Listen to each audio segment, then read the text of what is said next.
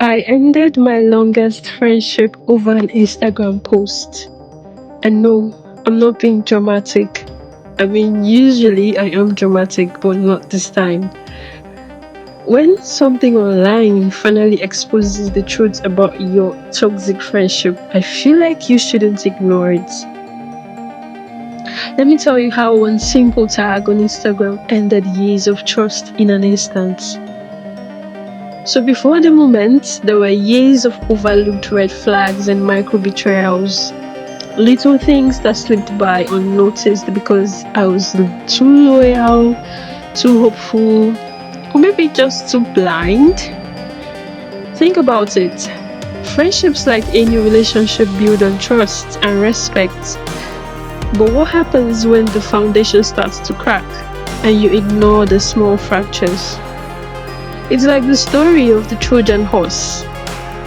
What seemed like a gift was a silent threat inside, waiting to destroy from within. That horse wasn't built overnight. It was a slow and cunning plan. Much like the subtle ways my friend chipped away at our bond, and somewhat my self-esteem. There were moments when I realized I wasn't truly seen, like when she invited me to events but never introduced me to her other friends, or when my achievements were casually dismissed as if I was just a background noise in her life. These were the red flags that screamed, but I kept rationalizing. Psychologically, holding on to loyalty for someone who sees you as a social accessory is quite exhausting.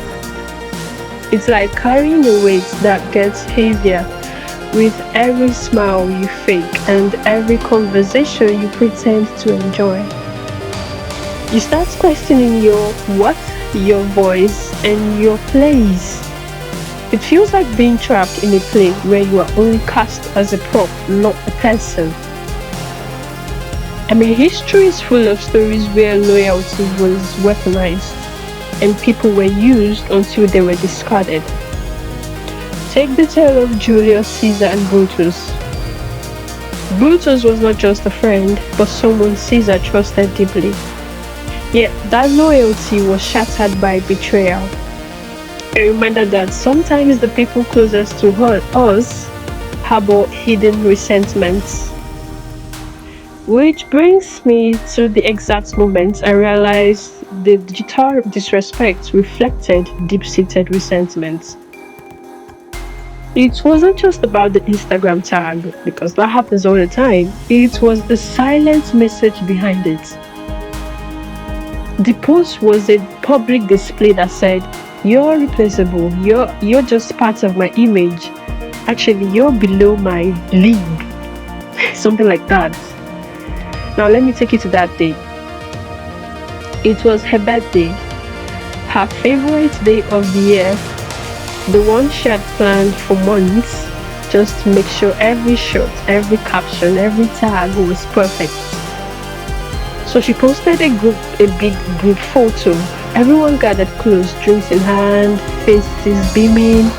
Well, almost everyone, because there I was, half out of the frame, barely visible and sandwiched between her and Olivia.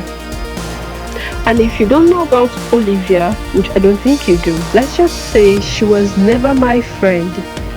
In fact, back then in school, Olivia went out of her way to make my life difficult. She spread rumors about me not being able to read in high school and how my parents are beggars on the streets during the night and they just pretend to be normal people during the day. Yeah. So my best friend knew all of this. She had been my shoulder to cry on after Olivia's stunts.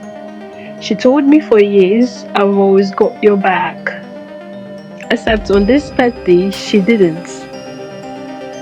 In the post, my best friend tagged everyone, her new influencer friends, casual acquaintances, even that guy she used to call toxic.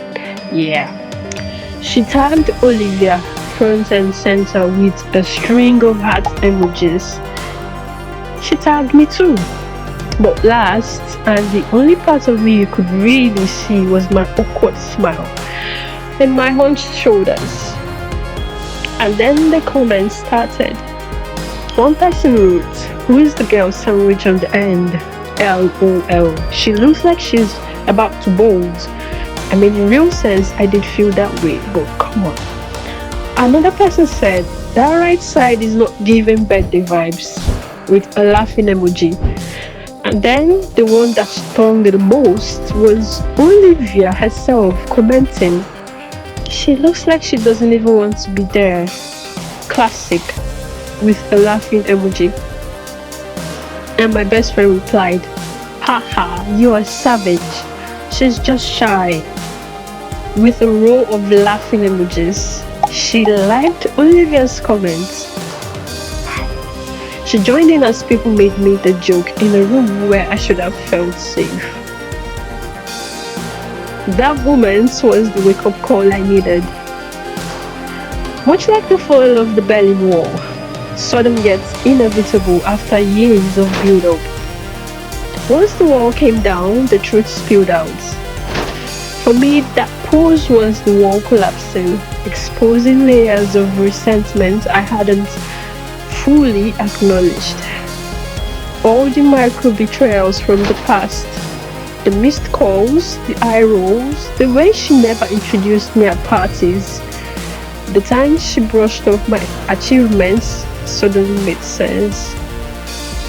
Loyalty, I realized, was never mutual. I was never her person.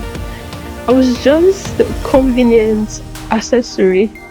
Someone who filled space in her photos and her stories until someone more interesting came along. The psychological toll was brutal. I mean, I started questioning everything: my worth, my ability to trust, my life, whether I was truly ever seen by anyone. It felt like I was back in high school, surrounded by whispers and laughter and mockery. Except this time, the whole world could see. So I unfollowed literally everyone. I muted. I stopped showing up for someone who would never show up for me. It hurts. It still does sometimes. But I'm learning that choosing yourself isn't selfish. It's survival, and I badly needed it. So if this story resonates with you, drop your own story in the comments. Let's lift each other up. Who knows, your courage might be the thing that helps someone finally see that their friendship is toxic and walks away from it. Thank you all for listening. Take care of yourself. And don't let anyone, not even your family, make you feel small in their story.